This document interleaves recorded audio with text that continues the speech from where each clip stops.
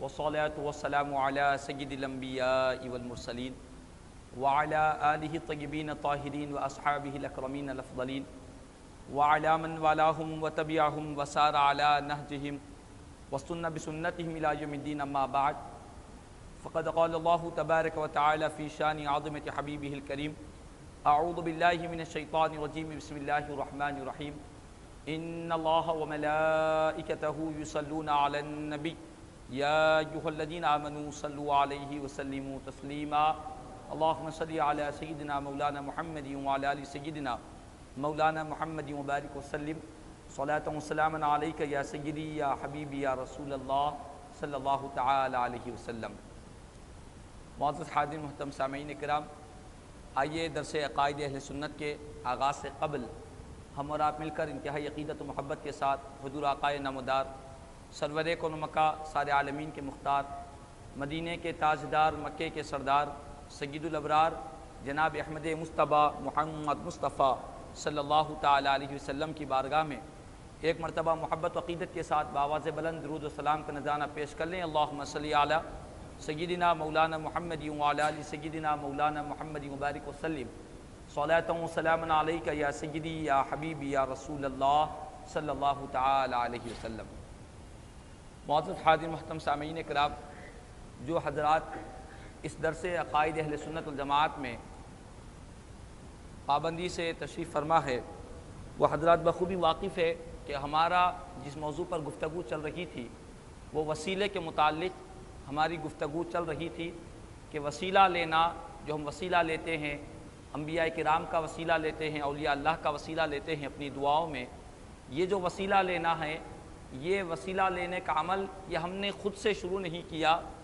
بلکہ اللہ تبارک و تعالیٰ نے خود قرآن کریم میں ارشاد فرمایا کہ اے ایمان والو، اللہ سے ڈرو اور اس کی طرف وسیلہ ڈھونڈو، وسیلہ تلاش کرو اور اس کی راہ میں جہاد کرو تاکہ اللہ تعالیٰ تمہیں دنیا اور آخرت کی کامیابی سے سرفراز فرمائے. تو وسیلے کے متعلق 2-3 آیتیں گزشتہ اتواروں کے موقع پر اور ایک حدیث شریف بھی آپ کے گوشے گزار کی گئی تھی. اب آگے اسی موضوع کو لے کر اپنی گفتگو کو آگے بڑھاؤں گا. وسیلے کے بارے میں جو لوگ یہ کہتے ہیں کہ وسیلہ جو لیا جاتا ہے، وسیلہ لینا شرک ہے، گناہ ہے، ناجائز ہے، اس طرح کی جو باتیں کی جاتی ہے، اس کے متعلق خود قرآن کی آیتیں ہیں جس میں اللہ نے وسیلہ تلاش کرنے کا حکم دیا. اور ایک نئی جو گزشتہ اتوار کے موقع پر بات نہیں کی گئی، وہ ایک آیت مبارک آپ کے گوشے گزار کروں گا کہ جس میں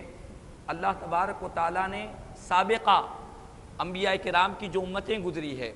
سابقہ انبیاء کرام کی جو امتیں گزری ہے، وہ امتیں ہمارے اور آپ کے پیارے آقا کریم صلی اللہ تعالی علیہ وسلم کے نام مبارک کے وسیلے سے دعائیں مانگا کرتے تھے. چنانچہ اللہ تبارک و تعالیٰ نے سورہ بقرہ کی آیت نمبر 89 میں اللہ تبارک و تعالیٰ نے ارشاد فرمایا: وَلَمَّا جَاءَهُمْ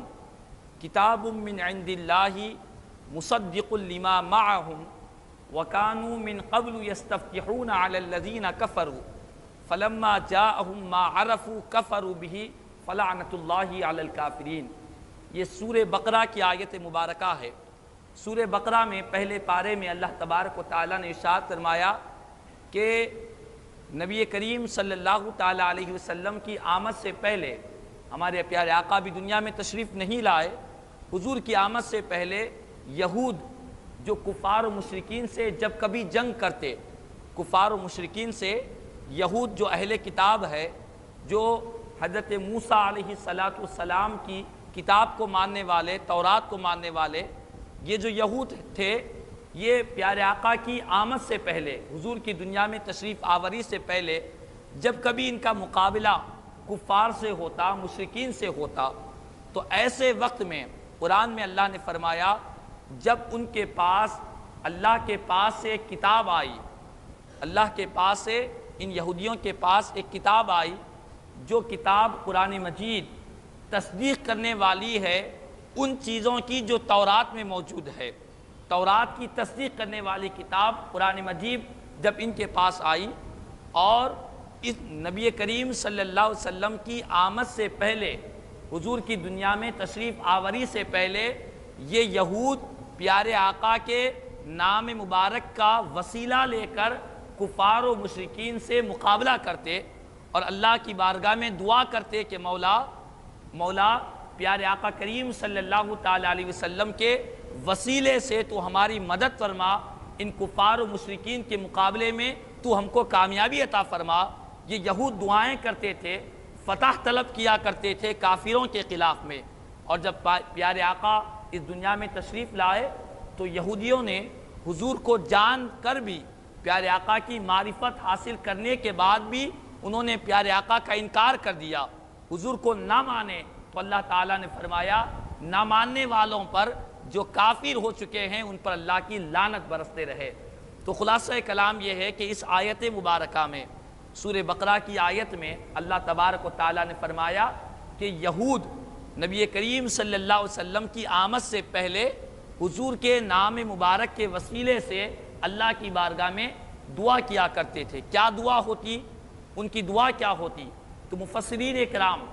اپنی کتب تفاسیر میں کئی مفسرین اکرام نے بیان کیا۔ تفسیر کشاف میں، اور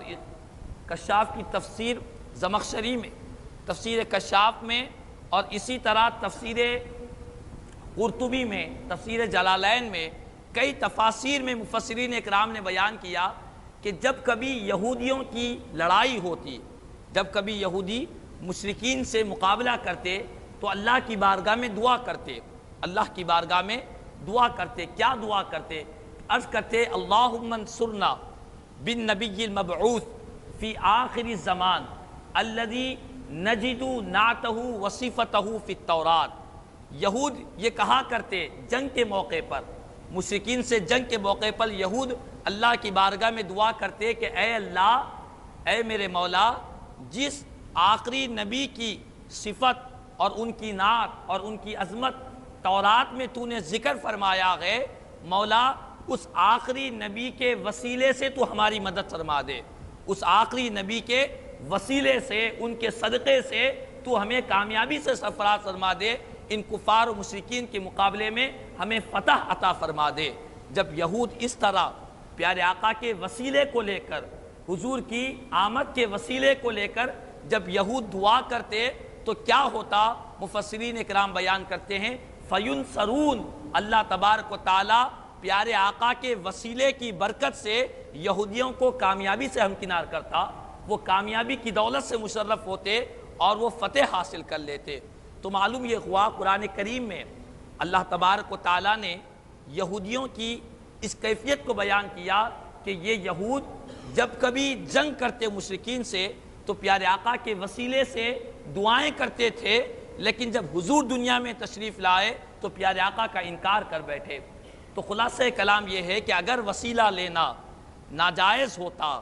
اگر وسیلہ لینا گناہ ہوتا، پیارے آقا کو مشکلات میں، مصیبتوں میں، تکالیف میں حضور کے وسیلے سے دعائیں مانگنا، مصیبتوں کے ٹل جانے کی دعا مانگنا اگر یہ ناجائز ہوتا تو اللہ تبارک و تعالیٰ قرآن کریم میں یہ فرما دیتا کہ یہ یہودیوں نے غلط کام کیا، یہ لوگ وسیلہ نہیں لینا چاہیے تھا، اللہ سے دعا مانگنا چاہیے تھا، یہ اللہ تعالیٰ ان کا رد فرماتا، لیکن اللہ نے رد نہیں فرمایا بلکہ ان کی تعریف بیان کرتے ہوئے فرمایا یہ وسیلہ تو اچھا کرتے تھے، وسیلہ لینا پیارے آقا کا یہ بہتر کام کرتے تھے، لیکن ان بدبختوں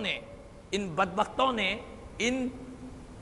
شقی لوگوں نے پیارے آقا کی آمد سے پہلے وسیلہ تو لیتے تھے، لیکن جب وہ رحمت للعالمین نبوت کا ختم نبوت کا تاج پہن کر اس دنیا میں تشریف لائے تو ان بدبختوں نے پیارے آقا کا انکار کر دیا۔ جانتے تھے یہ رحمت للعالمین آخری نبی ہے، لیکن حسد کی وجہ سے، کینے کی وجہ سے انہوں نے حضور کو مانا نہیں، اسی لیے یہ کافر ہو چکے ہیں۔ تو معلوم یہ ہوا ہمارے پیارے آقا کریم صلی اللہ علیہ وسلم کی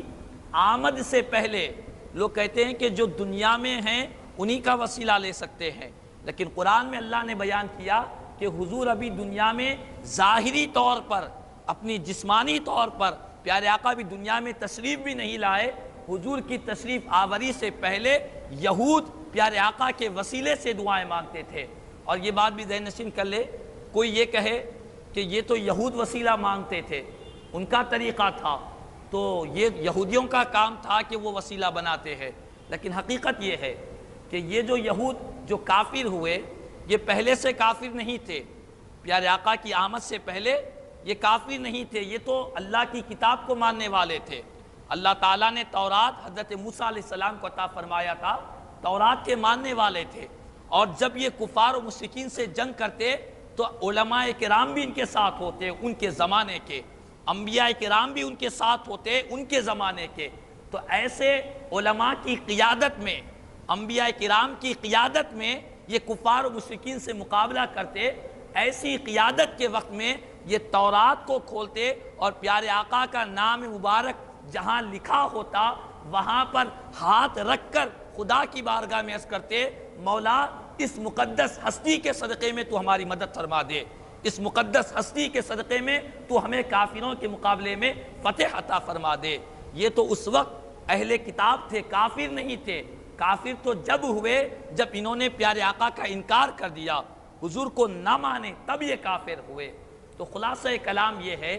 کہ یہود پیارے آقا کریم صلی اللہ علیہ وسلم کی آمد سے پہلے، حضور دنیا میں تشریف نہیں لائے، اس سے پہلے پیارے آقا کے نام مبارک کے وسیلے سے دعا کرتے تھے، جس کو اللہ تبارک و تعالیٰ نے قرآن کریم میں سورہ بقرہ کی آیت نمبر 89 میں 79 آیت نمبر میں اللہ تبارک و تعالیٰ نے فرمایا۔ اسی طرح یہ تو قرآن کی ایک آیت، ایک حدیث رسول بھی آپ کے گوشے گزار کروں، وقت کی کمی ہے۔ حدیث شریف میں آتا ہے، بہت سارے لوگ کہتے ہیں کہ وسیلہ جو ہم لیتے ہیں، کیا نبی کریم صلی اللہ علیہ وسلم نے وسیلہ لینے کا حکم فرمایا؟ قرآن میں تو اللہ نے دیا ہے وسیلے کا حکم، لیکن بعض بدبخت لوگ قرآن کو مان کر بھی یہ کہتے ہیں کیا پیارے آقا نے وسیلے کی تعلیم دی ہے؟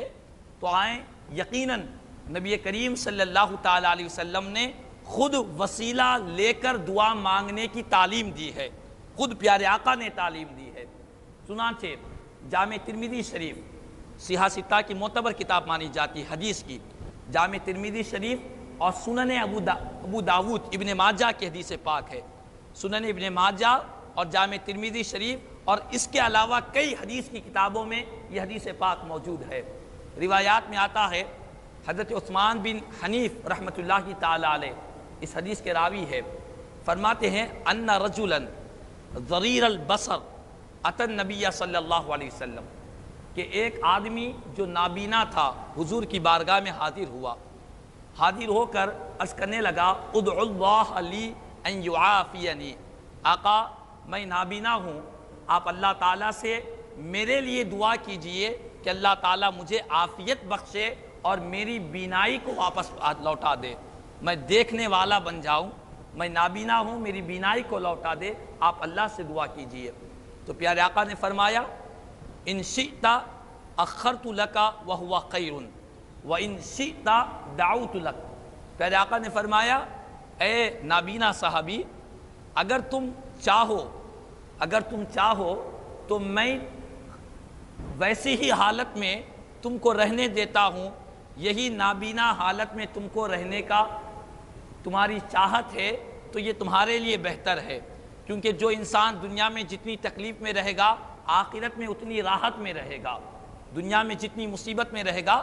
آخرت میں اتنی راحت میں رہے گا۔ آقا فرماتے اگر تم چاہو تو صبر کر لو، یہ تمہارے لیے بہتر ہے، اور اگر تم چاہو کہ تمہاری بینائی لوٹ جائے تو کوئی بات نہیں، میں تمہارے لیے دعا کر دیتا ہوں۔ صحابی رسول نے عرض کیا ادعو اللہ علی، آقا اپنی نوازش فرمائیے کہ آپ میرے لیے دعا فرما دیجئے، میں آنکھوں کی نہ ہونے کی وجہ سے بڑا پریشان ہوں۔ تو نبی کریم صلی اللہ علیہ وسلم نے فرمایا، ان کو حکم دیا فَأَمَرَهُ أَن يَتَوَضَّأَ فَيُحْسِنَ وُضُوءَهُ ثُمَّ يُصَلِّي رَكَعَتَيْنِ، آقا نے حکم دیا کہ میرے صحابی جاؤ وضو کرو اور اچھی طرح وضو کرنا، اس کے بعد 2 رکعت نماز پڑھنا۔ اس کے بعد آقا کریم صلی اللہ علیہ وسلم نے فرمایا میں تم کو ایک دعا سکھلاتا ہوں، ویسی اللہ کی بارگاہ میں دعا کر لینا، ایک دعا تمہیں سکھلاتا ہوں، ویسی دعا اللہ کی بارگاہ میں کر لینا۔ وہ دعا کی کیا تعلیم دی پیارے آقا کریم صلی اللہ علیہ وسلم نے؟ بڑی اہم حدیث پاک ہے۔ جو لوگ وسیلے کے منکر ہے وسیلے کو نہیں مانتے، کسی کی ذات کو وسیلہ بنانا، نیک بندوں کے ذات کو وسیلہ بنانے کے منکر ہے، وہ بغور سماعت کر لے۔ پیارے آقا نے فرمایا صحابی رسول سے، تم اللہ سے دعا کرو، اللہم انی اسألک واتوجہ الیک بنبیک محمد صلی اللہ علیہ وسلم نبی الرحمہ۔ پیارے آقا نے فرمایا کہ تم جاؤ اللہ کی بارگاہ میں دعا کرو کہ اے اللہ، بے شک میں تجھ سے مانگتا ہوں، بے شک میں تجھ سے مانگتا ہوں، اور تیری طرف تیرے پیارے نبی رحمت للعالمین صلی اللہ علیہ وسلم حضرت سیدنا محمد مصطفیٰ صلی اللہ علیہ وسلم کو وسیلہ بنا کر تیری بارگاہ میں دعا کرتا ہوں۔ حضور کو وسیلہ بنا کر، نبی رحمت کو تیری بارگاہ میں وسیلہ بنا کر تیری بارگاہ میں دعا کرتا ہوں۔ اس کے بعد یہ کہو، آقا نے فرمایا یا محمد، اب حضور سے مخاطب ہے، انی قد توجہت بکا الی ربی فی حاجتی لہذہ لتقضی۔ اے محمد صلی اللہ علیہ وسلم، بے شک میں میرے رب کی طرف آپ کو وسیلہ بنایا ہوا ہوں، میرے رب کی طرف اس میری حاجت میں، میری ضرورت میں آپ کو وسیلہ بنایا ہوا ہوں، تاکہ اللہ تعالیٰ آپ کے وسیلے کے صدقے میں میری حاجت کو پوری فرما دے، آپ کے وسیلے کے صدقے میں میری حاجت کو پوری فرما دے۔ پھر اللہم فشفعہ فیہ، اے اللہ تیرے محبوب کو جو وسیلہ میں بنایا ہوں، اس وسیلے کو تو اپنی بارگاہ میں قبول فرما لے۔ یہ دعا کی تلقین، یہ دعا کی تعلیم کون دے رہے ہیں؟ رسول کریم صلی اللہ علیہ وسلم دے رہے ہیں، اور صحابی رسول کو بتلا رہے ہیں کہ تم وضو کر کر 2 رکعت نماز پڑھ کر اللہ کی بارگاہ میں ان کلمات سے دعا کرو، اور اس میں میرا نام مبارک لے کر اللہ کی بارگاہ میں وسیلے سے دعا کرو۔ یہ تو پیارے آقا نے تعلیم دی، حضور نے تعلیم دی، اور اسی حدیث کو مستدرک علی الصحیحین، جو حدیث کی بڑی معتبر کتاب مانی جاتی ہے، اس میں امام حاکم رحمۃ اللہ تعالیٰ علیہ آگے فرماتے ہیں کہ جب نابینا شخص نے اللہ کی بارگاہ میں وضو کر کر نماز پڑھ کر ان کلمات سے اللہ کی بارگاہ میں دعا فرمایا، تو صحابی رسول کہتے ہیں، حضرت عثمان بن حنیف فرماتے ہیں، ما تفرقنا ولا طال بنا الحدیث حتی دخل الرجل کأنہ لم یکن بہ ذر احد قط۔ وہ صحابی رسول جو راوی ہے فرماتے ہیں کہ وہ شخص گیا، وضو کیا، نماز پڑھا، اور حضور نے جیسی دعا کی تعلیم دی تھی ویسی ہی دعا فرمایا، اور ہم گفتگو میں لگے ہوئے تھے، ہم بات چیت کر رہے تھے، فرماتے قسم بخدا ابھی ہم جدا بھی نہیں ہوئے، ابھی ہماری گفتگو لمبی بھی نہیں ہوئی، جو نابینا گیا تھا کچھ ہی دیر کے بعد ایسا لوٹا کہ اللہ نے اس کی بینائی واپس کر دی ہے، اور ایسا لوٹا گویا کہ وہ نابینا تھا ہی نہیں، ہمیشہ آنکھ والا تھا۔ اللہ اکبر۔ تو معلوم یہ ہوا کہ وسیلہ لینا یہ حدیث رسول سے ثابت ہے۔ جامع ترمذی میں، سنن ابن ماجہ میں، امام حاکم نے مستدرک نے، اور کئی حدیثوں میں پیارے آقا کریم صلی اللہ تعالیٰ علیہ وسلم کی یہ حدیث پاک موجود ہے کہ حضور نے خود اپنے نام مبارک کا وسیلہ لینے کی تعلیم دی ہے۔ اس کے باوجود بھی اگر کوئی ہٹ دھرمی پر اتر آئے اور جہالت پر آ جائے کہ وسیلہ لینا شرک ہے، تو یہ شرک ہوگا، تمہارے پاس ہوگا، نہ اس کو قرآن نے شرک کہا، نہ حدیث نے شرک کہا، بلکہ قرآن و حدیث میں وسیلہ لینے کی تعلیم دی گئی، اور پیارے آقا نے خود دعا سکھلائی کہ جب تم دعا کرو تو اللہ کی بارگاہ میں میرے نام مبارک کا وسیلہ لے کر دعا کرو۔ تو خلاصہ کلام یہ ہے، ضرورت اسی بات کی ہے کہ آج ہم قرآن و حدیث کی روشنی میں زندگی گزارے،